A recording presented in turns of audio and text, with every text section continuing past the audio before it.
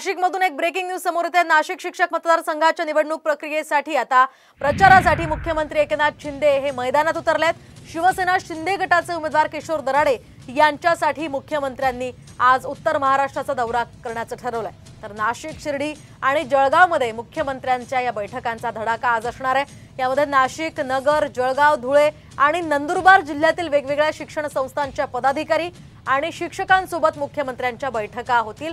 यामध्ये महत्त्वाच्या विषयांवर चर्चा होणार असल्याचं कळतंय। या संदर्भात आपण अधिक माहिती जाणून घेऊयात आमचे प्रतिनिधी अभिजित सोनवणे यांच्याकडून। अभिजितजी, काय सांगाल आता नाशिक शिक्षक मतदारसंघाच्या प्रचारासाठी मुख्यमंत्री एकनाथ शिंदे स्वतः आता प्रचाराच्या रिंगणात उतरल्याचं कळतंय?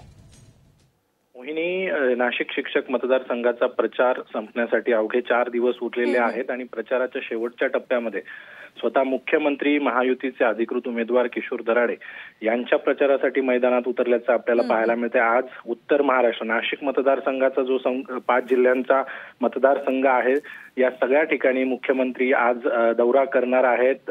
नाशिक असेल, नगर असेल, धुळे, जळगाव, नंदुरबार अशा सगळ्या जिल्ह्यातल्या वेगवेगळ्या शिक्षण संस्था असतील, शिक्षकांशी ते भेटीगाठी घेणार आहेत। या संदर्भातले सगळे अपडेट्स तुमच्याकडनं जाणून घेत राहणार आहोत। तुर्तास धन्यवाद दिलेल्या या सविस्तर माहितीसाठी।